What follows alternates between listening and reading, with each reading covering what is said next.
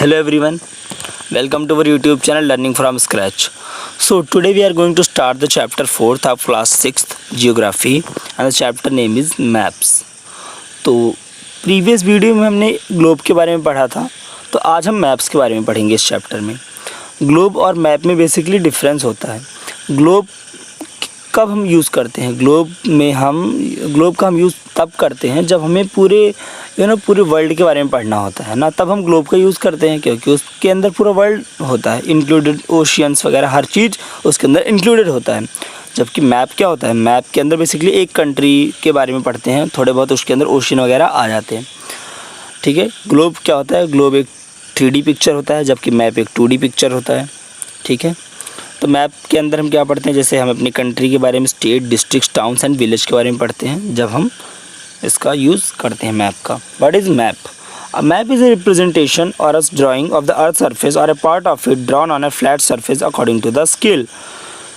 तो मैप क्या होता है, एक रिप्रेजेंटेशन होता है अर्थ के एक सरफेस का, अर्थ के एक किसी भी एक सरफेस का रिप्रेजेंटेशन होता है फ्लैट शीट पे, किसी भी एक कागज़ की शीट पे अर्थ का कोई भी एक पार्ट उठा के उसका रिप्रेजेंटेशन हो जाता है, तो उसको हम कहते हैं मैप। ठीक है, मैप क्या होता है, रिप्रेजेंटेशन होता है अर्थ के किसी भी सरफेस का। मैप्स 3 तरह के होते हैं basically, physical maps, political maps और थीमेटिक मैप। फिज़िकल मैप क्या होता है, देखिए, maps showing natural features of earth such as mountains, plateaus, plain, rivers, ocean etcetera are called physical और रिलीफ मैप्स। मैप्स ऐसे मैप्स जिनके अंदर हम फिजिकल फीचर्स, अर्थ के जो फिजिकल फीचर्स होते हैं उनके बारे में पढ़ते हैं, उसको हम कहते हैं फिजिकल मैप्स। जैसे कि अर्थ की फिजिकल फीचर्स क्या होते हैं, plateaus, plains, rivers, ocean, mountains, इन सब चीज़ों के बारे में जिस मैप में हम पढ़ते हैं उसको हम कहते हैं फिजिकल मैप। दूसरा होता है political maps. Maps showing cities, towns and village and different countries and state of the world with their boundaries और कॉल्ड पॉलिटिकल मैप्स। वो मैप जिसके अंदर हम टाउन्स, विलेज, डिफरेंट कंट्रीज़ और कौन सी कंट्री किसके साथ बाउंड्री वगैरह शेयर कर रही, इन सब चीज़ों के बारे में जिस मैप में हम पढ़ते हैं उसको हम कहते हैं पॉलिटिकल मैप्स। तीसरा होता है thematic map. Some maps focus on a specific information such as road, village, forest, railways and river is known as thematic maps. कुछ मैप होते हैं जो कि बेसिकली किसी एक पर्टिकुलर चीज़ पे फोकस करते हैं, जैसे कि कोई एक मैप होता है जिसके अंदर सिर्फ रोड के बारे में पूरी इन्फॉर्मेशन होती है, कोई एक मैप होता है जिसके अंदर विलेज के बारे में पूरी इन्फॉर्मेशन होती है। तो किसी एक पर्टिकुलर थीम पे जो मैप बेस्ड होता है उसको हम कहते हैं थीमेटिक मैप्स। तो थीम कुछ भी हो सकता है, विलेज हो सकता है, फॉरेस्ट हो सकता है, रेलवे हो सकता है, रिवर हो सकता है, कुछ भी हो सकता है। ठीक है, तो मैप्स 3 तरह के होते हैं बेसिकली, उनको याद रखना, फिजिकल मैप्स, पॉलिटिकल मैप्स और थीमेटिक मैप्स। ठीक है, ये देखिए यहाँ पे थीमेटिक मैप, पॉलिटिकल मैप्स और फिजिकल मैप्स तीनों मैप्स दे रखे हैं। तो थीमेटिक मैप में देख सकते हैं आप लोग कि रोड्स, मतलब कोई रोड के बारे में या फिर किसी डैम के बारे में, किसी एक ही चीज़ के बारे में इसमें दे रखा है। पॉलिटिकल मैप में देखिए पूरा, जैसे हमारे 29 स्टेट हैं, 29-30 जितने भी हैं वो सब दे रखे हैं, उसके अंदर स्टेट्स भी मेंशन हैं और स्टेट्स के साथ इंटरनेशनल बाउंड्रीज़ भी मेंशन है। तो वो हो गया हमारा पॉलिटिकल मैप्स। फिजिकल मैप के अंदर देखिए उसके अंदर माउंटेन्स, प्लेट्यूज, प्लेन रीजन्स, इन सब चीज़ों के बारे में, अर्थ की फ़िज़िकल फीचर्स के बारे में है, तो वो क्या हो गया हमारा फिज़िकल मैप्स। ठीक है, कंपोनेंट्स ऑफ मैप्स। मैप्स के कुछ कंपोनेंट्स होते हैं, कुछ क्या, सिर्फ बेसिकली 3 कंपोनेंट्स होते हैं।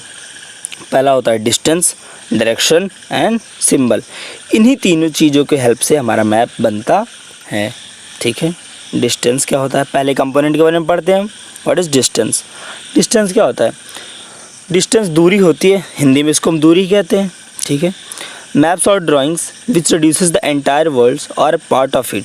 मैप क्या होता है, मैप एक ड्राइंग होती है बेसिकली, और क्या होता है मैप, क्या होता है मैप, बस एक जस्ट ड्राइंग होती है, बट इसमें एक खासियत होती है कि बहुत बड़े से एरिया को छोटा कर देती है। ये मैप, हमारा इंडिया जितना बड़ा है, क्या उतना बड़ा हम शीट में बनाते हैं क्या? नहीं, उसको हम छोटा करके बनाते हैं। ठीक है, बट हर बनाते एकदम एग्जैक्ट ही है, जहाँ पे जो स्टेट है वहीं पे वो स्टेट को हम रखते हैं। ठीक है, तो मैप क्या होता है, मैप बेसिकली एक ड्राइंग है। ठीक है, जिसके अंदर हम क्या करते हैं, बहुत बड़े से एरिया को रिड्यूस करके छोटे से एरिया में रिप्रेजेंट कर देते हैं, किसी एक पेपर के अंदर रिप्रेजेंट कर देते हैं और वो बहुत ही हमारे लिए यूज़फुल होता है। What is scale? हाँ अच्छा, ये भी बहुत ज़रूरी चीज़ है कि किस चीज़ की हेल्प से उसको हम छोटा करते हैं। तो स्केल की हेल्प से उसको हम छोटा करते हैं, ठीक है। स्केल की हेल्प से उसको छोटा करते हैं। जैसे बहुत बड़ा सा एरिया है, कोई 3000 किलोमीटर रिप्रेजेंट करना है, तो 3000 को 3 सेंटीमीटर में रिप्रेजेंट कर सकते हो और वहाँ पे पर सेंटीमीटर 1000 के बराबर होगा, ठीक है। स्केल के बारे में पढ़ लेते हैं, कभी कभी पूछ लेता है व्हाट इज़ स्केल। तो scale is a ratio between the actual distance on the ground and the distance shown on the maps. Scale क्या है? एक रेशियो है किसके किसके बीच का? Actual distance on the ground और distance shown on the maps के बीच का रेशियो है, ठीक है। टाइप्स ऑफ स्केल, ओके, ये भी बहुत इंपॉर्टेंट है, बहुत बार पूछ लेता है एग्जाम में। टाइप्स ऑफ स्केल, स्केल कितने तरह के होते हैं? स्केल बेसिकली 2 तरह के होते हैं। पहला होता है स्मॉल स्केल, दूसरा होता है लार्ज स्केल, ठीक है। स्मॉल स्केल क्या होता है? When a large area like continents or countries are to be shown on a paper, then we use a small scale, ठीक है। जब बहुत बड़े से एरिया को, जब बहुत बड़ा सा कोई एरिया होता है, जैसे पूरा एक कॉन्टिनेंट है, पूरा एक कंट्री है, उसको हमें रिप्रेजेंट करना है किसी पेपर पे, तो हम उसके अंदर स्केल जो है ना, बहुत छोटी छोटी स्केल लेते हैं, क्योंकि बहुत बड़ा एरिया है ना, तो बहुत बड़ा एरिया होता है ना, तो उसमें छोटी छोटी स्केल का यूज़ हम करते हैं रिप्रेजेंट करने के लिए।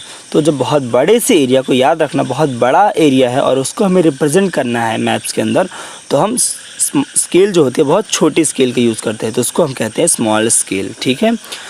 उसी का जस्ट अपोजिट है लार्ज स्केल, जब छोटे छोटे एरिया होता है। When a small area like अपना एक गांव, टाउन, उसको जब हम मैप के अंदर रिप्रेजेंट करते हैं, उसको जब हम पेपर पे शो करते हैं, तब जो स्केल हम यूज़ करते हैं उसको हम कहते हैं लार्ज स्केल, ठीक है। तो बड़े एरिया को शो करने के लिए हम स्मॉल स्केल का यूज़ करते हैं और छोटे एरिया को शो करने के लिए हम लार्ज स्केल का यूज़ करते हैं, ठीक है। तो स्मॉल स्केल और लार्ज स्केल के बारे में अगर आता है तो ईज़िली ऐसे ही याद करके लिख देना, ठीक है। ओके, तो बाकी जो रिमेनिंग चैप्टर है उसको हम अगली वीडियो में कंटिन्यू करेंगे। Thank you so much.